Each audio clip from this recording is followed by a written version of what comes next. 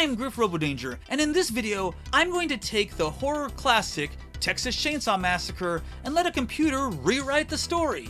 This is Scary Stories. How does it work? I enter incomplete scenes from a movie's plot into an AI text generation tool and let it finish those scenes. Whatever wild detour the AI decides to take with the story, I have to do my best to get the story back on track. I'm also using AI image generators to illustrate some of the AI-generated portions of the story, to the best of their ability. Let's begin! In 1973, Sally Hardesty, her paraplegic brother Franklin, and their friends, Jerry, Kirk, and Pam, are traveling across rural Texas in a van. They visit a Texas cemetery where Sally's grandfather is buried to investigate reports of vandalism and grave robbing. Afterwards, they pick up a skinny, weird-looking hitchhiker who acts strangely. The hitchhiker says he just came from the nearby slaughterhouse. Franklin asks the hitchhiker about the room where they slaughter cattle with an air gun. The hitchhiker says the air gun is no good.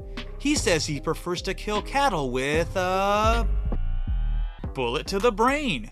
And Pam offers to let the hitchhiker sit beside Pam. Okay, Pam's kind of a freak. The hitchhiker invites the group back to his house for dinner, but they decline his offer. The hitchhiker takes a photo of Franklin with his Polaroid camera and demands a $2 payment for it.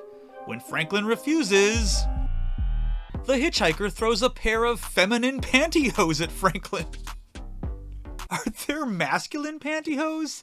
Shortly after, Sally Hardesty arrives and has an altercation with the hitchhiker, after which she leaves the group to sleep elsewhere.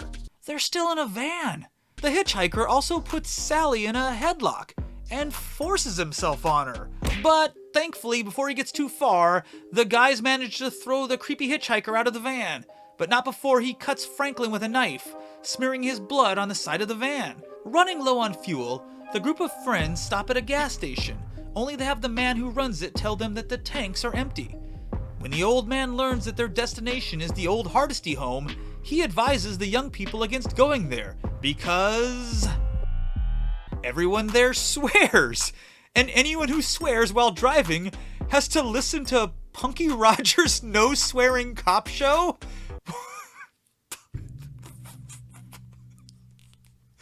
He also tells them about an unidentified place nearby called the Rocking Chair Retreat Center, where they can stay in privacy. Jesus Christ, this is so goofy. So the group decides to ignore the man's warning and head to the Hardesty's abandoned house. Franklin gives Pam and Kirk directions to a nearby swimming hole, but when they go there, they find it completely dried up. Kirk hears the sound of a gas generator nearby, and he gets the idea to follow the sound and see if they can get some gasoline. Following the sound, they discover a large farmhouse surrounded by numerous abandoned vehicles. When Kirk knocks on the door, nobody answers. Kirk goes into the house while Pam waits outside. Kirk is attacked by Leatherface. Leatherface murders Kirk by clubbing him to death with a 2x4.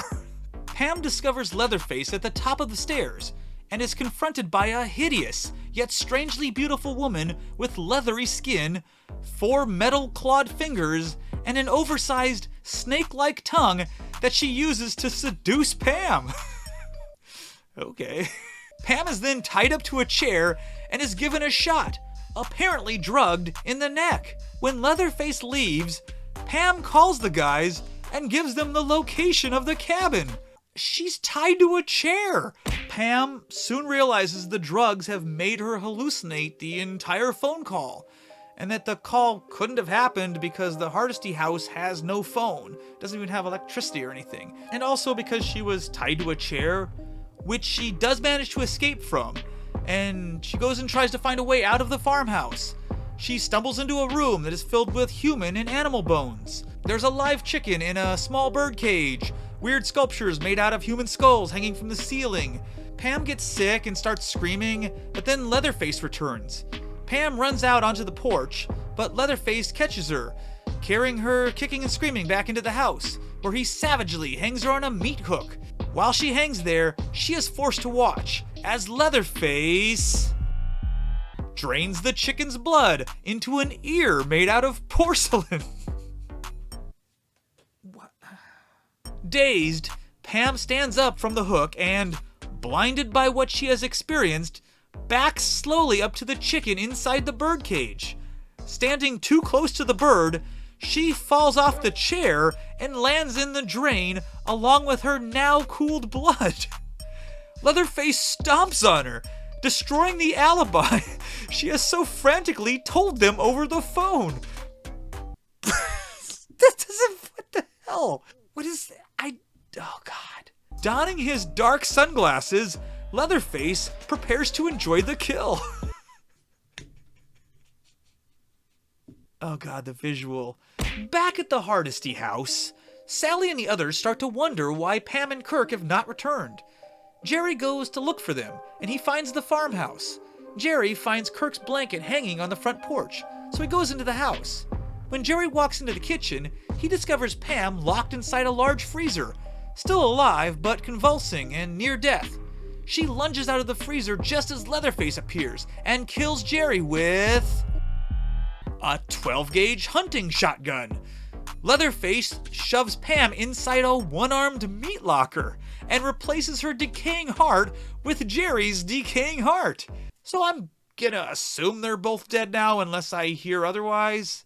At nightfall, Sally and Franklin go to look for Jerry and the others when they don't return. Before they get to the house, they are attacked by Leatherface, who murders Franklin by dragging him through a briar patch before attacking Sally. Sally fights off Leatherface and runs inside the house, telling Sally that Franklin is still alive somewhere. Sally meets Michael, an apparition of Leatherface's twin brother Art Bunker, but then another manifestation of the maskless Skin returns to visit. Sally stabs and then decapitates him, then passes out. Okay, so they just introduced a bunch of family members and then killed one of them. That's fun. So, after passing out, Sally wakes up tied to a chair in the dining room of the farmhouse.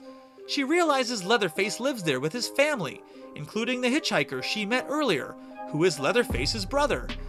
The family torments Sally, forcing her to sit at the table while they eat a meal made from the flesh of her dead friends. They bring their withered old grandpa to the dinner table and slice Sally's finger open, sticking it in the old man's mouth so he can suck her blood. They decide to let Grandpa kill Sally, holding her head over a bucket while Grandpa attempts to kill her with a cleaver. But finally, Grandpa gives up and walks away in defeat. Sally refuses to eat, so a family member scoops up all her dead friends and heads into the bathroom to get something sharp to cut Sally free. In the bathroom, Leatherface finds Michael having sex with Bonnie. He crushes Michael's skull and drowns Bonnie. After getting Bonnie's bloody clothes from the trunk of the car, Leatherface dresses in the murdered hitchhiker's clothes. Hitchhiker's dead now too? And crawls outside to Bonnie's parents' car to steal their Toyota Camry. So while this is all happening, Sally attempts to escape the farmhouse. Leatherface turns his attention away from the Toyota Camry and spots Sally running away. Leatherface takes a chainsaw out of the trunk of the car, because we haven't seen a frickin' chainsaw yet in this story, and chases Sally. Sally falls off a large boulder in the lake and struggles to climb back to land, but Leatherface catches up to her and drags her out to the lake, crushing her with the chainsaw several times. Sally's body is dragged off into the lake, where she floats down the channel like a rag doll.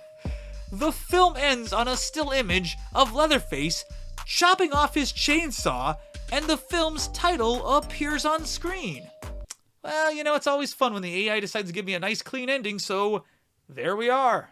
Now, here are a few AI test creations I couldn't use in the story, but I thought they were funny. Grandpa makes several feeble attempts to kill her with a hatchet, but later mercifully takes her life and the bucket and swallows it back down without chewing. Leatherface appears and kills Jerry with a hook made from his son's fishing rod. He then proceeds to murder Joyce at the fireplace, shaking her as part of his celebration, before mowing down the rest of the group. Thanks for watching! If you enjoyed this video, hit that like button and let me know what movies you'd like to see done in the future. And if you're new here, check out this other stuff and consider subscribing. And until next time, later, Danger Seekers.